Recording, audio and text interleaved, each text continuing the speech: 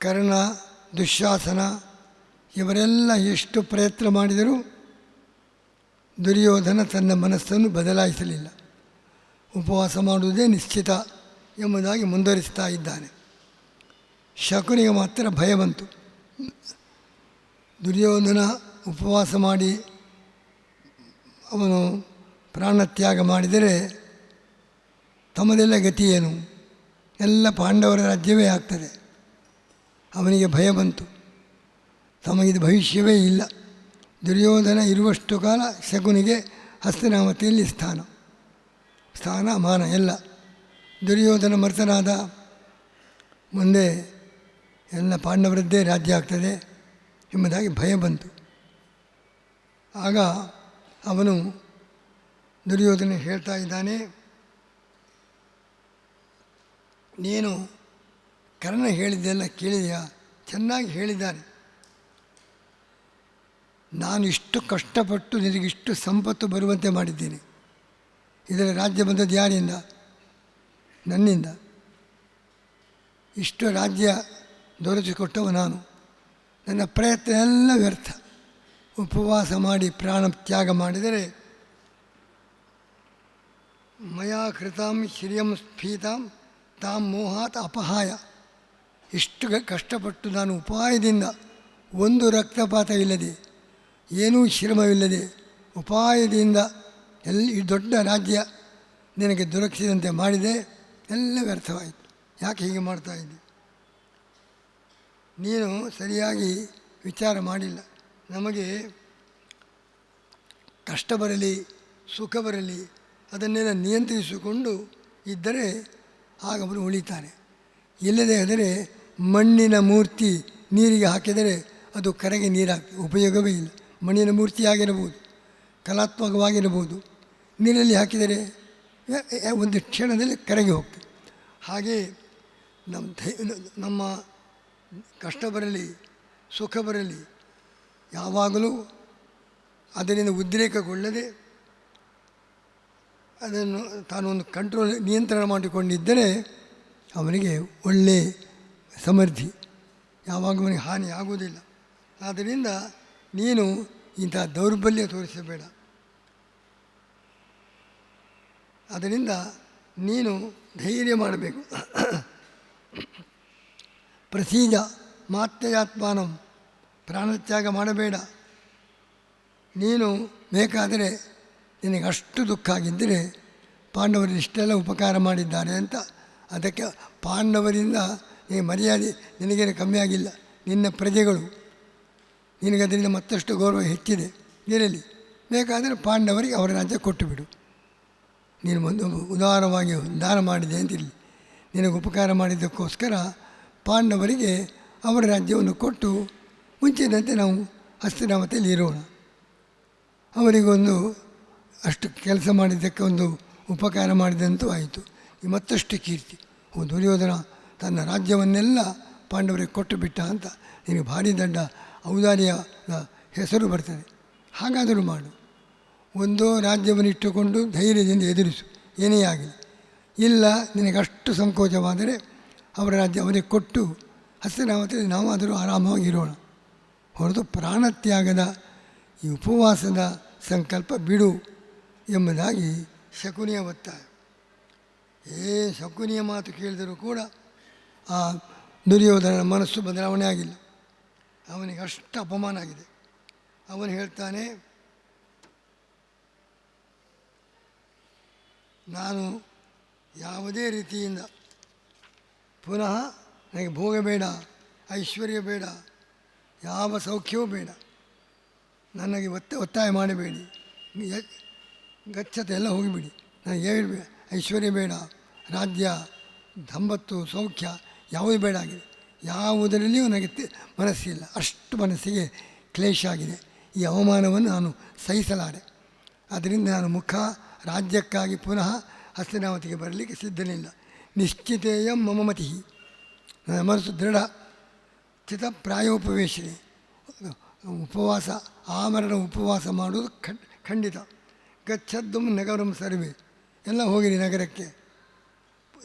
ನಿಮ್ಮ ಮೇಗೆಲ್ಲ ನಮ್ಮ ನಮಸ್ಕಾರ ಗೌರವ ಕೊಡ್ತೇನೆ ಎಲ್ಲ ನಗರಕ್ಕೆ ಹೋಗಿ, ನಾನು ಇಲ್ಲೇ ಇದ್ದು ಉಪವಾಸದಿಂದ ಪ್ರಾಣತ್ಯಾಗ ಮಾಡ್ತೇನೆ.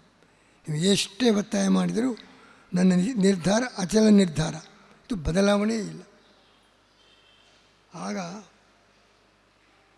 ಎಲ್ಲರೂ ಕೂಡ ನೀನು ಅಲ್ಲಿಯ ಸ್ನೇಹಿತರು, ಅವನ ಸ್ನೇಹಿತರು, ಅವನ ತಮ್ಮಂದಿರು, ನೀನು ಇಲ್ಲಿ ಉಪವಾಸ ಮಾಡೋದಾಗಿದ್ದರೆ ನಾವು ನಿನ್ನ ಜೊತೆಗೆ ಉಪವಾಸ ಮಾಡ್ತೇವೆ, ನಾವು ಕೂಡ ನಗರಕ್ಕೆ ಹೋಗೋದಿಲ್ಲ ಎಂಬುದಾಗಿ ಇಷ್ಟು ಹೇಳಿದರೂ ಕೂಡ ಬಹುಪ್ರಕಾರಮಪ್ಯುಕ್ತೋ ನಿಶ್ಚಯ ನ ವಿಚಾರಿತು.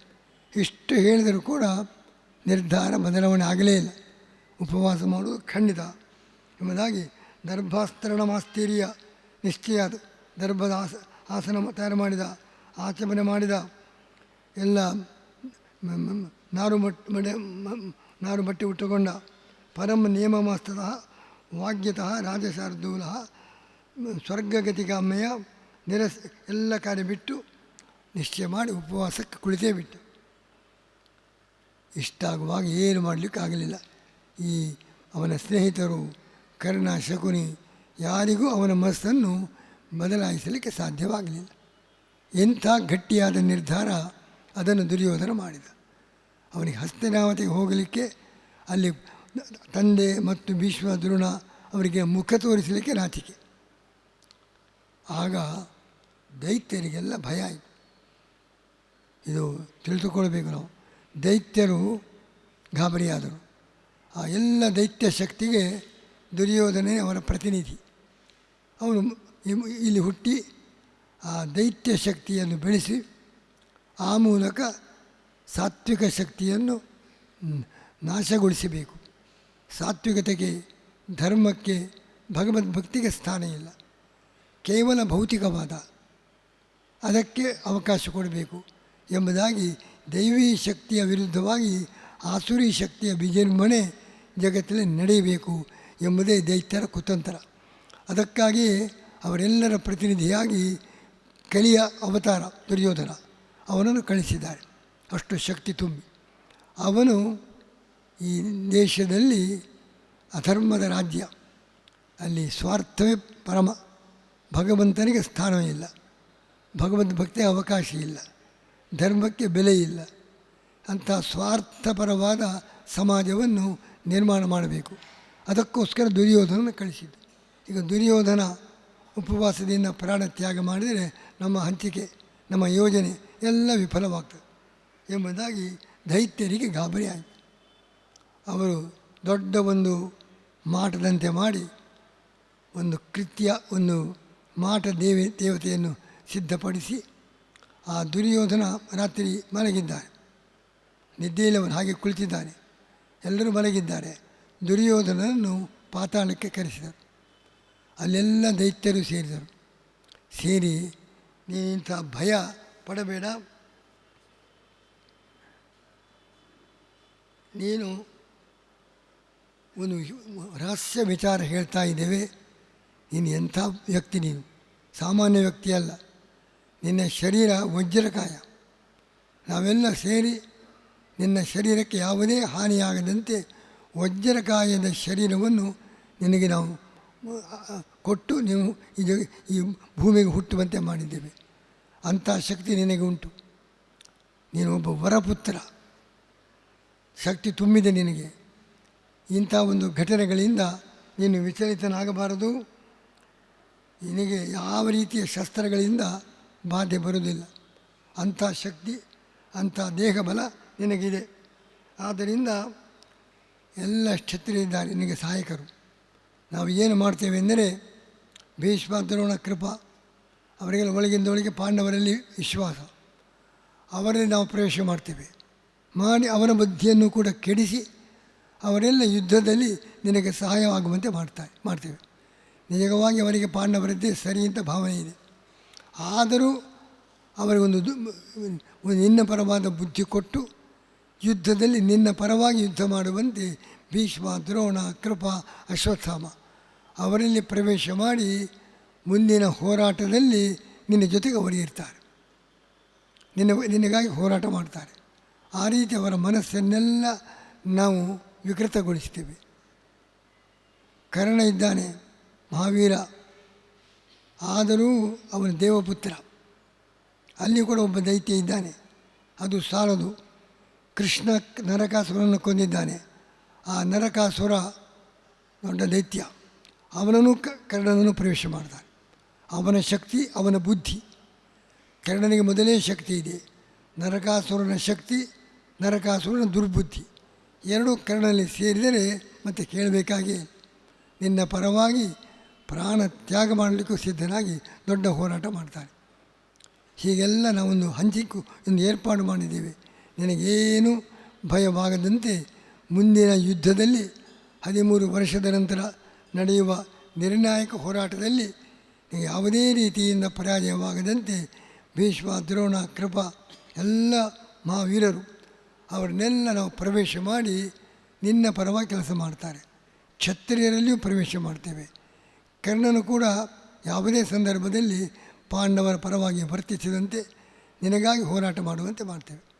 ಇನ್ನು ಭಯಪಡಬೇಡ, ಬೇಗ ಹೊರಟು ಎಂಬುದಾಗಿ ಧೈರ್ಯ ತುಂಬಿದರು. ರಾತ್ರಿಯಿಡೀ ಎಲ್ಲ ದೈತ್ಯರು ಆ ದುರ್ಯೋಧನನಿಗೆ ಮುಂದಿನ ಹೋರಾಟದಲ್ಲಿ ನಿನಗೆ ಪರಾಜಯ ಆಗೋದಿಲ್ಲ, ನೀನು ವಜ್ರಕಾಯ, ನಮ್ಮೆಲ್ಲರ ಶಕ್ತಿ ಆವಾಹನೆ ಮಾಡಿದ್ದೇವೆ, ಭಯಪಡಬೇಡ, ಧೈರ್ಯದಿಂದ ಮುನ್ನುಗ್ಗು, ಈ ಹೋರಾಟಕ್ಕೆ ಸಿದ್ಧನಾಗು, ಈ ಪರಾಜಯಕ್ಕೆ ನೀನು ಭಯಪಡಬೇಡ, ಇಂಥದ್ದನ್ನೆಲ್ಲ ಎದುರಿಸಬೇಕು. ಯಾವುದೇ ಪರಾಜಯ ಬರಲಿ, ಯಾವುದೇ ಬರಲಿ ಅದಕ್ಕೆ ಹೆದರದೆ ಮತ್ತಷ್ಟು ಮುಂದೆ ನುಗ್ಗುವಂಥ ಧೈರ್ಯ ತಾಳಬೇಕು ಅಂತ ಅವರನ್ನು ಸರಿಯಾಗಿ ಹೇಳಿ ಅವರ ಮನಸ್ಸನ್ನು ಗಟ್ಟಿಪಡಿಸಿತು. ಇದು ನಾವು ತಿಳ್ಕೊಳ್ಳಬೇಕು. ಕಾಣುವ ಜಗತ್ತು ಬೇರೆ, ಕಾಣದ ಜಗತ್ತು ಬೇರೆ. ನಮ್ಮ ಎಲ್ಲ ವ್ಯವಹಾರ ನಾವು ನೋಡುವ ವ್ಯಕ್ತಿಗಳು ಮಾತ್ರ ಅಲ್ಲ, ಅದರ ಹಿಂದೆ ಒಂದು ಕಾಣದ ಜಗತ್ತಿದೆ. ಒಂದು ಕಡೆ ದೇವಿ ಶಕ್ತಿ, ಒಂದು ಕಡೆ ಆಸುರಿ ಶಕ್ತಿ.